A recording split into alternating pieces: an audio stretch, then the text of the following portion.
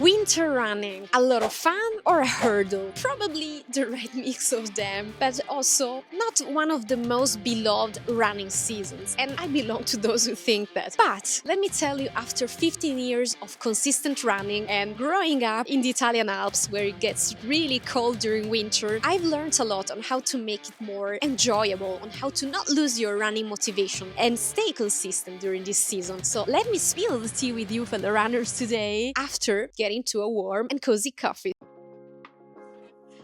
And let's go with tip number 1, fellow runners, which in my opinion is the most important one.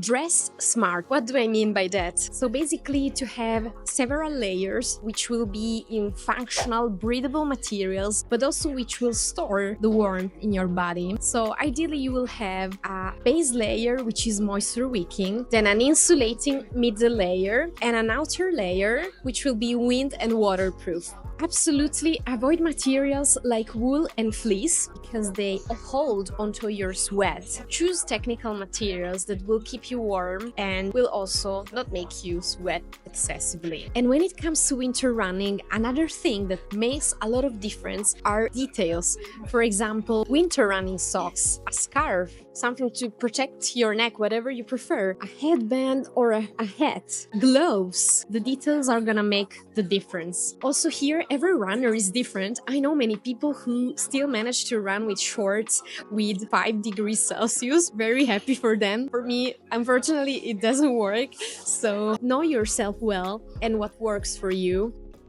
Okay, fellow runners, let's go to point number 2, which is the warm-up. In winter, it's particularly important that you make it longer than usual, and you should always warm up. If you haven't watched my videos about runners' routines, there it is. I always suggest to do both slow jogging and some dynamic stretches to warm up properly your joints and your muscles. But during winter, a good idea may be to warm up first at home. So start with some indoor dynamic stretches and then the light jog until you feel that you're really warmed up. Normally, it takes around 15 minutes to be properly warmed up. So pay attention to this aspect because it's really gonna make the difference on how you feel when you run and to not freeze immediately. Of course, the first minutes are always kind of traumatic, but I promise, with a proper warm-up, you will feel much, much better.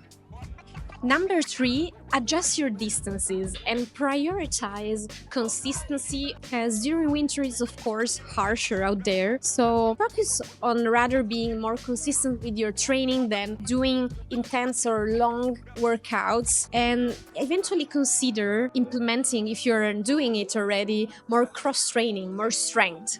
Number 4, and I already spoiled it, cross-training. And I'm a huge fan of that all the year long, but especially during winter is a fantastic time, fellow runners, to experiment new disciplines, new ways to move your body and benefit from that instead of, forcing yourself to run in the freezing cold and maybe not even enjoying it as you usually do.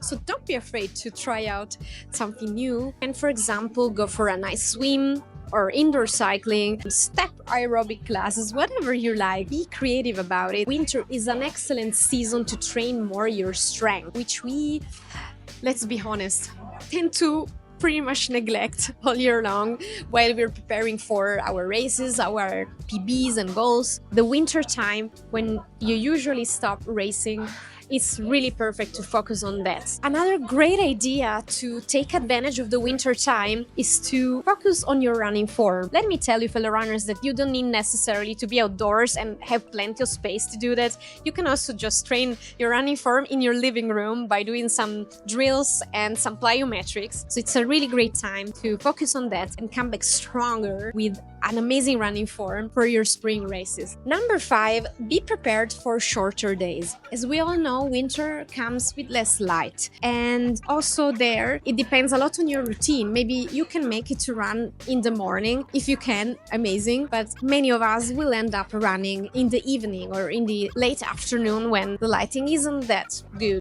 Actually dark, let's face it. So what's important in there is first to see where you're going. So to have, for example, a light band, something that simply makes you see where you're stepping on. I say myself, I got injured because of that. I twisted my ankle last year because I wasn't just lightening up where I was running. And so I just recommend it very heartily to you fellow runners. See where you're going. And number 2 is to be yourself visible, especially if you're living in a city. There's a lot of traffic.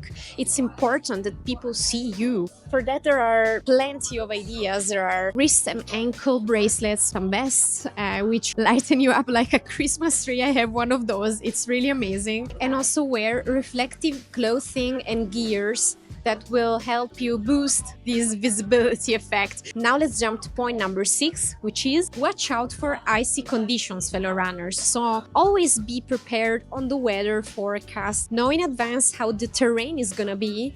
Maybe it's gonna be slippery, so you better wear running shoes with a good grip. But if conditions are too slippery, I really recommend you to use common sense and rather train indoors. Better to be careful than to get injured and slip on an icy terrain, and I say it by experience. Point number 7, stay warm after your run. So get indoors as soon as possible. Make it your mission to stretch indoors and take a hot shower. Just avoid finishing your workout and stretching outdoors. And in here, the open window phenomenon is super real. I know, technical term, but basically it means that after a workout, your immune system is much more sensitive than ever. So pay extra attention when you're done with your training to get indoors as soon as possible. Tip number 8, set new goals. The winter time is a perfect moment to think about your spring races and starting planning them. Ideally also starting registering for them. And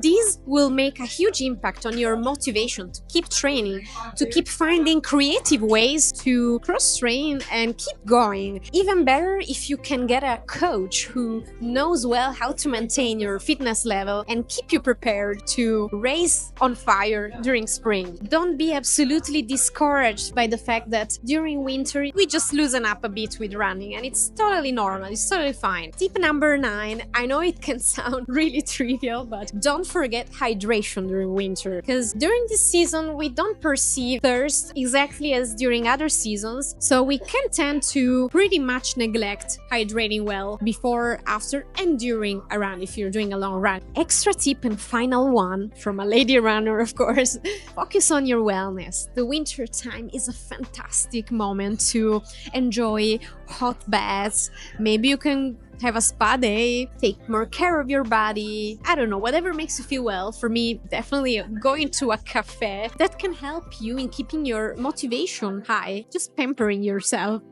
So that was it, fellow runners, with my top tips and tricks to run during winter. I really hope you enjoyed this video. If you have some more of them, please share them in the comments to help other runners surviving winter. Remember to put a like and subscribe to this channel. It helps enormously to keep creating content for you. And I'll see you in the next video. Happy winter running!